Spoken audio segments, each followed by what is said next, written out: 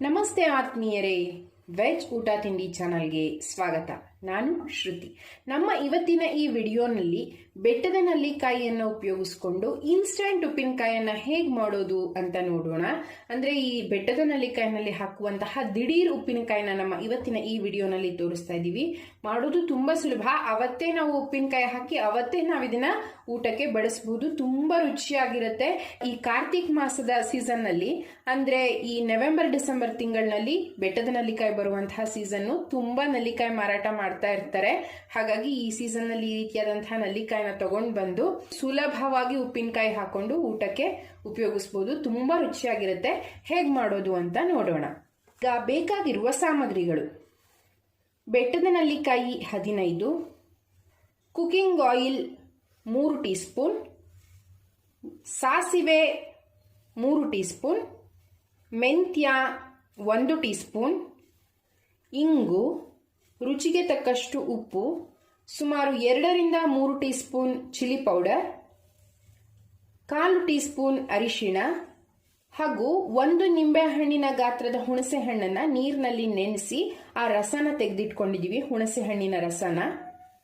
ಮತ್ತೆ ಈ ನಲ್ಲಿಕಾಯಿನ ಬೇಯಿಸ್ಲಿಕ್ಕೆ ಸಾಕಾಗುವಷ್ಟು ನೀರು. ಇದೀಗ ಮಾಡುವ ವಿಧಾನ: ಸ್ಟವ್ ಅನ್ನ ಹಚ್ಕೊಂಡು ಒಂದು ಕುಕ್ಕರ್ ಪ್ಯಾನ್ ಅನ್ನ ಇಟ್ಕೊಳ್ತಾ ಇದ್ದೀನಿ. ಇದಕ್ಕೆ ನಾವೀಗಾಗಲೇ ತೊಳೆದು ಒರೆಸಿ ಇಟ್ಕೊಂಡಿರುವಂತಹ ಬೆಟ್ಟದ ನಲ್ಲಿಕಾಯಿಗಳನ್ನ ಸೇರಿಸ್ತಾ ಇದ್ದೀನಿ. ನಾನಿವತ್ತು ತಗೊಂಡಿರುವಂತಹ ನಲ್ಲಿಕಾಯಿ ಒಂದೊಂದು ಸುಮಾರಾಗಿ 1 ನಿಂಬೆ ಹಣ್ಣಿನ ಸೈಜ್ ಇದೆ ಈ ನಲ್ಲಿಕಾಯಿಗಳು. ಹಾಗಾಗಿ ನೀವು ನಲ್ಲಿಕಾಯಿನ ಸೆಲೆಕ್ಟ್ ಮಾಡುವಾಗ ಯಾವ ನಲ್ಲಿಕಾಯಿ ತಗೊಳ್ಬೇಕು, ಎಷ್ಟು ಉಪ್ಪು ಖಾರ ಹಾಕಬೇಕು ಅನ್ನೋದನ್ನ ಗೇಜ್ ಮಾಡಬಹುದು ಅನ್ನೋ ಉದ್ದೇಶದಿಂದ ಹಾಗೆ ಕಂಪೇರ್ ಮಾಡಿ ಹೇಳ್ತಾ ಇದ್ದೀನಿ. ಮತ್ತೆ ಈ ನಲ್ಲಿಕಾಯಿ ಈಗ ಮುಳುಗುವಷ್ಟು ನಾವು ನೀರನ್ನ ಸೇರಿಸೋಣ.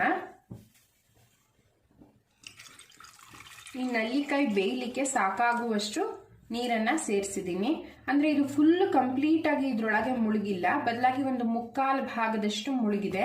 ಇಷ್ಟಾದ್ರೆ ಸಾಕು, ನೀಟಾಗಿ ಬೇಯುತ್ತೆ. ಈಗ ನಾವಿದಕ್ಕೆ ರುಚಿಗೆ ತಕ್ಕಷ್ಟು ಉಪ್ಪನ್ನ ಸೇರಿಸ್ಕೊಳ್ಳೋಣ. ನಲ್ಲಿಕಾಯಿ ಬೇಯುವಾಗಲೇ ಉಪ್ಪು ಹಾಕಿದ್ರೆ ಆ ನೀರಿನಲ್ಲೂ ಉಪ್ಪಿನ ಅಂಶ ಇರುತ್ತೆ. ಹಾಗಾಗಿ ಆ ನೀರನ್ನ ನಾವು ಉಪ್ಪಿನಕಾಯಿನ ರಸಕ್ಕೆ ಆಮೇಲೆ ನಾವು ಉಪಯೋಗಿಸ್ಕೊಳ್ಬಹುದು, ಬೇಗ ಕೆಡಲ್ಲ. ಸುಮಾರಾಗಿ 1/4 ಸ್ಪೂನ್ ಅಷ್ಟು ಉಪ್ಪನ್ನ ಇದಕ್ಕೀಗ ಸೇರಿಸ್ಕೊಳ್ತಾ ಇದ್ದೀನಿ. ಈಗ ಈ ಲಿಡ್ ಅನ್ನ ಕ್ಲೋಸ್ ಮಾಡಿ 1 ಅಥವಾ 2 ವಿಷಲ್ಗಳವರೆಗೆ ನಾವು ಈ ಕುಕ್ಕರ್ನ ಕೂಗಿಸ್ಕೊಳ್ಬಹುದು. ನಾನು ಯಾಕೆ 1 ಅಥವಾ 2 ವಿಷಲ್ ಅಂತ ಹೇಳ್ತಾ ಇದ್ದೀನಿ ಅಂದ್ರೆ, ನಿಮ್ಗೆ ಉಪ್ಪಿನಕಾಯಿ ತುಂಬಾ ಸಾಫ್ಟ್ ಆಗಿ ಬೇಕು ಅನ್ನೋದಾದ್ರೆ 2 ವಿಷಲ್ ಕೂಗಿಸಿ. ಇಲ್ಲ ಸ್ವಲ್ಪ ಕ್ರಂಚಿ ಇರಬೇಕು ನನಗೆ ಉಪ್ಪಿನಕಾಯಿ ಅನ್ನೋದಾದ್ರೆ ಒಂದೇ 1 ವಿಷಲ್ನ ಕೂಗಿಸಿ ಸಾಕು. ಆದ್ರೆ ನಮ್ಮ ಮನೆಯಲ್ಲಿ ಎಲ್ಲರೂ ಸ್ವಲ್ಪ ಸಾಫ್ಟ್ ಆಗಿ ಇಷ್ಟಪಡೋದ್ರಿಂದ ನಾನು 2 ವಿಷಲ್ಗಳ ಕಾಲ ಈ ಕುಕ್ಕರ್ನ ಕೂಗಿಸ್ತಾ ಇದ್ದೀನಿ.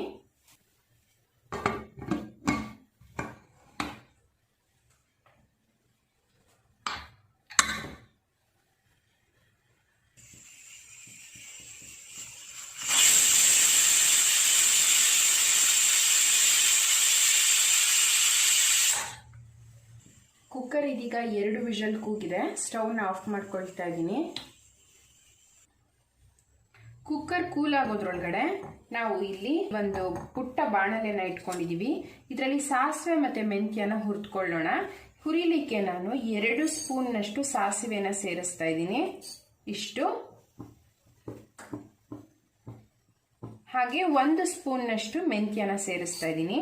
ಅಂದ್ರೆ ನಾವು ಎಷ್ಟು ಸಾಸಿವೆ ತೆಗೆದುಕೊಳ್ತೀವಿ ಅದರಲ್ಲಿ ಅರ್ಧ ಭಾಗ ಮೆಂತ್ಯನ ತಗೊಂಡ್ರೆ ಸಾಕು, ಇಲ್ಲಾಂದ್ರೆ ಕಹಿ ಬಂದ್ಬಿಡುತ್ತೆ. ಹಾಗಾಗಿ ಇದನ್ನ ನಾವು ಸಾಸಿವೆ ಚಟಪಟ ಅನ್ನೋವರೆಗೂ ಚೆನ್ನಾಗಿ ಡ್ರೈ ರೋಸ್ಟ್ ಮಾಡ್ಕೊಳ್ಬೇಕು, ಈ ರೀತಿ ಹುರಿದುಕೊಳ್ಬೇಕು.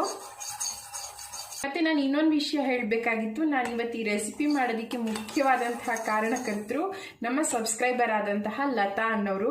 ಇದೊಂದು ರಿಕ್ವೆಸ್ಟೆಡ್ ರೆಸಿಪಿ. ನಲ್ಲಿಕಾಯಿ ಉಪ್ಪಿನಕಾಯಿನ ವಿಡಿಯೋ ಇನ್ನೂ ಯಾಕೆ ಶೇರ್ ಮಾಡಿಲ್ಲ ನಿಮ್ಮ ಯೂಟ್ಯೂಬ್ ಚಾನಲ್ನಲ್ಲಿ, ಆದಷ್ಟು ಬೇಗ ನಲ್ಲಿಕಾಯಿ ಉಪ್ಪಿನಕಾಯಿ ವಿಡಿಯೋ ಹಾಕಿ ಅಂತ ಅವ್ರು ನನಗೆ ಹೇಳಿದ್ರು. ಹಾಗಾಗಿ thank you so much Lata ಅಕ್ಕ. ನಿಮ್ಮ ರಿಕ್ವೆಸ್ಟೆಡ್ ರೆಸಿಪಿ ಇದೀಗ ತಯಾರಾಗ್ತಾ ಇದೆ. ನಾವು ಯಾವುದೇ ಉಪ್ಪಿನಕಾಯಿ ಮಾಡಿದ್ರೂ ಸಹಿತ ಈ ರೀತಿ ಸಾಸಿವೆ ಮೆಂತ್ಯನ ಹುರಿದು ಕುಟ್ಟಿ ಪುಡಿ ಮಾಡಿ ಹಾಕೋದ್ರಿಂದ ಉಪ್ಪಿನಕಾಯಿನ ರುಚಿ ಎನ್ಹ್ಯಾನ್ಸ್ ಆಗುತ್ತೆ. ನೋಡಿ, ಸೌಂಡ್ ಕೇಳ್ತಾ ಇದೆ, ಸಾಸಿವೆ ಚಿಟ್ಕುಡ್ತಾ ಇದೆ, ಮತ್ತೆ ಮೆಂತ್ಯ ಬಣ್ಣ ಬದಲಾಗಿದೆ. ಈಗ ಇದನ್ನ ನಾವು ಒಂದು ಕಪ್ಗೆ ಟ್ರಾನ್ಸ್ಫರ್ ಮಾಡ್ಕೊಳ್ಳೋಣ.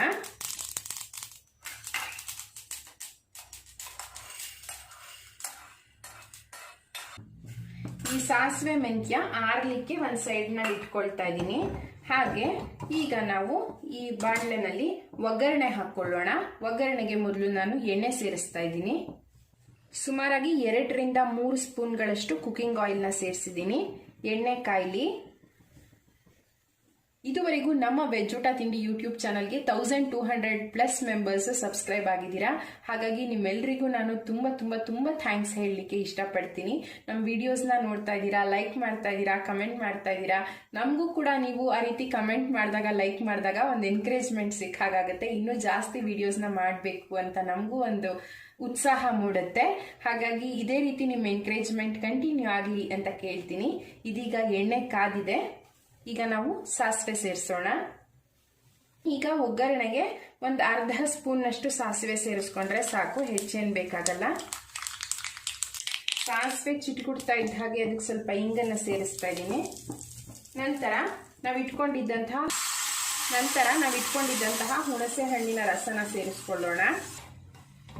ಈ ಹುಣಸೆ ಹಣ್ಣಿನ ರಸ ಸ್ವಲ್ಪ ಚೆನ್ನಾಗಿ ಕುದಿಯೋ ತನಕ ನಾವು ಇದನ್ನ ಕುದಿಸ್ಕೊಳ್ಬೇಕು.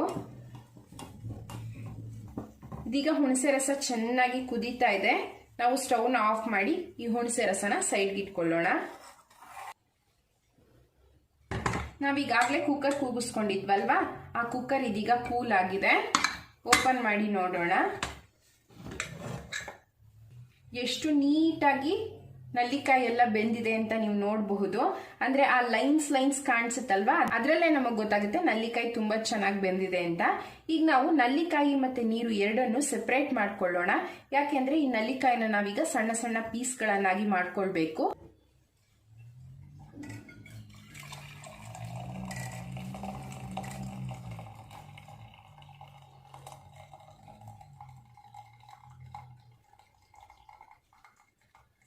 ನೀವು ಬೇಕು ಅಂದ್ರೆ ಒಂದು ಸ್ಟೈನರ್ನ ಕೂಡ ಯೂಸ್ ಮಾಡಿಕೊಂಡು ಈ ನೀರನ್ನ ಸೆಪರೇಟ್ ಮಾಡ್ಕೊಳ್ಬಹುದು.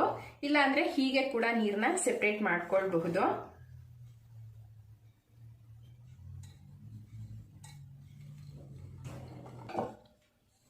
ನಾವು ಈ ನಲ್ಲಿಕಾಯಿ ಬೇಯಿಸಿದ ನೀರನ್ನ ವೇಸ್ಟ್ ಮಾಡೋಲ್ಲ. ಈ ನೀರು ನಮಗೆ ಉಪ್ಪಿನಕಾಯಿನ ರಸಕ್ಕೆ ಬೇಕಾಗುತ್ತೆ. ಹಾಗಾಗಿ ನಾವು ಈ ನೀರು ಆರ್ಲಿಕ್ಕೆ ಅಂದ್ರೆ ತಣ್ಣಗಾಗ್ಲಿಕ್ಕೆ ಒಂದು ಸೈಡ್ ನಲ್ಲಿ ಇಟ್ಕೊಳ್ಳೋಣ. ಅಷ್ಟರೊಳಗೆ ಈ ನಲ್ಲಿಕಾಯಿನ ನಾವು ಸಣ್ಣ ಸಣ್ಣ ಪೀಸ್ಗಳನ್ನಾಗಿ ಮಾಡ್ಕೊಳ್ಳೋಣ. ಇದಕ್ಕೇನು ಚಾಕು ಅವಶ್ಯಕತೆ ಇಲ್ಲ. ಆಲ್ರೆಡಿ ಇದು ಚೆನ್ನಾಗಿ ಬೆಂದಿರೋದ್ರಿಂದ ನಾವು ಕೈಯಲ್ಲಿ ಒಂದ್ಸಲಿ ಹೀಗಂದ್ರೆ ಸಾಕು. ನೋಡಿ, ನೀಟಾಗಿ ಹೀಗೆ ಪೀಸ್ ಆಗಿ ಬರುತ್ತೆ.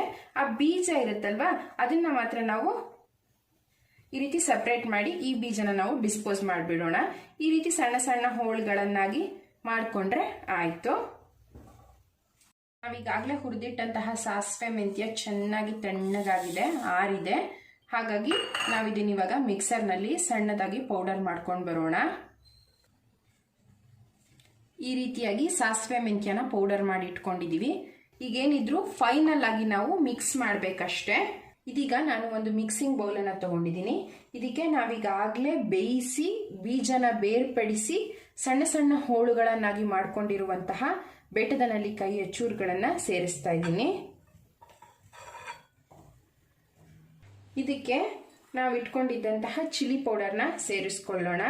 ನಿಮಗೆ ಎಷ್ಟು ಖಾರ ಬೇಕೋ ಅಷ್ಟು ಚಿಲ್ಲಿ ಪೌಡರ್ನ ನೀವು ಆಡ್ ಮಾಡ್ಕೊಳ್ಬಹುದು. ಕೆಲವರು ಇದಕ್ಕೆ ನಲ್ಲಿಕಾಯಿ ಬೇಯಿಸುವಾಗ ಹಸಿರು ಮೆಣಸಿನಕಾಯಿನ ಕೂಡ ಬೇಯಿಸಿ ಸೇರಿಸ್ಕೊಳ್ತಾರೆ. ಆದ್ರೆ ನಾನು ಖಾರ ಜಾಸ್ತಿ ಆಗುತ್ತೆ ಅಂತ ಹಸಿರು ಮೆಣಸಿನಕಾಯಿನ ಸೇರಿಸಿಲ್ಲ ಬೇಯಿಸುವಾಗ. ಜಸ್ಟ್ ಚಿಲ್ಲಿ ಪೌಡರ್ನ ಮಾತ್ರ ಆಡ್ ಮಾಡ್ತಾ ಇದ್ದೀನಿ ನಾನು. ಹಾಗೆ ಸ್ವಲ್ಪ ಅರಿಶಿಣ, ಇದು ಕೂಡ ಆಪ್ಷನಲ್, ನಿಮಗೆ ಬೇಕು ಅಂದ್ರೆ ಸೇರಿಸ್ಕೊಳ್ಬಹುದು. ಹಾಗೆ ನಾವು ಹುರಿದು ಪುಡಿ ಮಾಡಿಕೊಂಡಿರುವಂತಹ ಮೆಂತ್ಯ ಮತ್ತೆ ಸಾಸಿವೆಯ ಪುಡಿ,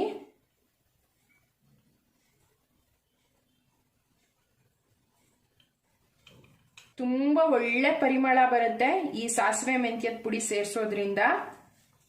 ನಾವು ನಲ್ಲಿಕಾಯಿನ ಬೇಯಿಸುವಾಗಲೇ ಸ್ವಲ್ಪ ಉಪ್ಪನ್ನ ಸೇರಿಸಿ ಬೇಯಿಸಿದೀವಿ. ಹಾಗಾಗಿ ಈಗ ಉಪ್ಪನ್ನ ಹಾಕುವಾಗ ನೋಡ್ಕೊಂಡು ಹಾಕಿ, ಜಾಸ್ತಿ ಉಪ್ಪು ಬೇಡ, ಸ್ವಲ್ಪನೇ ಸ್ವಲ್ಪ ಉಪ್ಪನ್ನ ಸೇರಿಸ್ತಾ ಇದ್ದೀನಿ.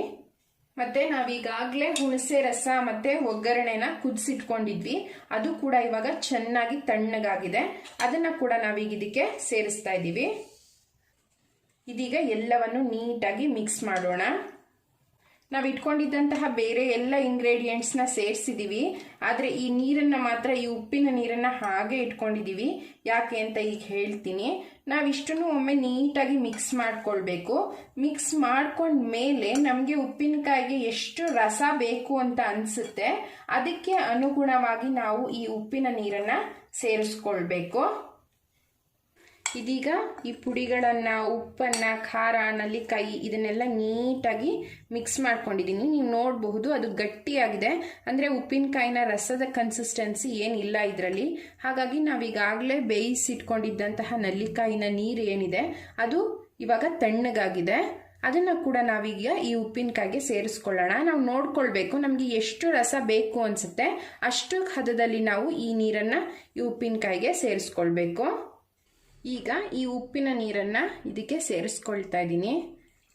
ನೀರನ್ನು ನೀವು ಸೇರಿಸ್ಕೊಳ್ಬೇಕಾದ್ರೆ ಸ್ವಲ್ಪ ಜಾಸ್ತಿನೇ ನೀರನ್ನು ಸೇರಿಸ್ಕೊಳ್ಳಿ. ಯಾಕೆಂದರೆ ನಾವು ಸಾಸಿವೆ ಮೆಂತ್ಯ ಎಲ್ಲ ಕುಟ್ಟು ಹಾಕಿರೋದ್ರಿಂದ ಅದು ಕೂಡ ಸ್ವಲ್ಪ ಉಪ್ಪಿನ ನೀರನ್ನು ಅಬ್ಸಾರ್ಬ್ ಮಾಡುತ್ತೆ. ಹಾಗಾಗಿ ಸ್ವಲ್ಪ ಹೆಚ್ಚಾಗೇ ಈ ನೀರನ್ನು ಸೇರಿಸ್ಕೊಳ್ಳಿ. ಮತ್ತು ನಮಗೆ ಅವಾಗ ಉಪ್ಪಿನಕಾಯಿನ ಜೊತೆ ರಸ ಕೂಡ ಚೆನ್ನಾಗಿ ಬರುತ್ತೆ. ಈಗ ಹಾಕಿದಾಗ ಇಷ್ಟು ರಸ ಇದೆ ಅಂತ ಅನ್ನಿಸ್ಬಹುದು. ಒಂದು ಹಾಫ್ ಆನ್ ಅವರ್ 1 ಅವರ್ ಕಳೆದ್ರೆ ಅದು ಚೆನ್ನಾಗಿ ಆ ರಸ ಎಲ್ಲ ಅಬ್ಸಾರ್ಬ್ ಆಗುತ್ತೆ. ಅವಾಗ ರಸ ಸ್ವಲ್ಪ ಕಡಿಮೆ ಆಗುತ್ತೆ.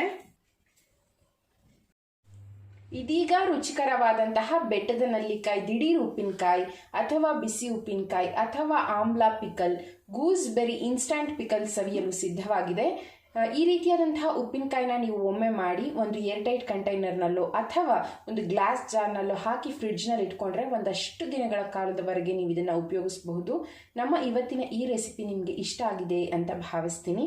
ನಮ್ಮ ಇವತ್ತಿನ ಈ ಉಪ್ಪಿನಕಾಯಿ ವಿಡಿಯೋ ನಿಮಗೆ ಇಷ್ಟವಾಗಿದ್ದಲ್ಲಿ ನಮ್ಮ ವಿಡಿಯೋನ ಲೈಕ್ ಮಾಡೋದು, ಶೇರ್ ಮಾಡೋದು, ಹಾಗೆ ಇದುವರೆಗೂ ನಮ್ಮ ವೆಜ್ ಊಟ ತಿಂಡಿ ಯೂಟ್ಯೂಬ್ ಚಾನಲ್ಗೆ ಸಬ್ಸ್ಕ್ರೈಬ್ ಆಗಿಲ್ಲ ಅಂದರೆ ಸಬ್ಸ್ಕ್ರೈಬ್ ಆಗೋದನ್ನು ಮರಿಬೇಡಿ. ಇದುವರೆಗೂ ನಮ್ಮ ವಿಡಿಯೋ ನೋಡಿದ್ದಕ್ಕಾಗಿ ಧನ್ಯವಾದಗಳು.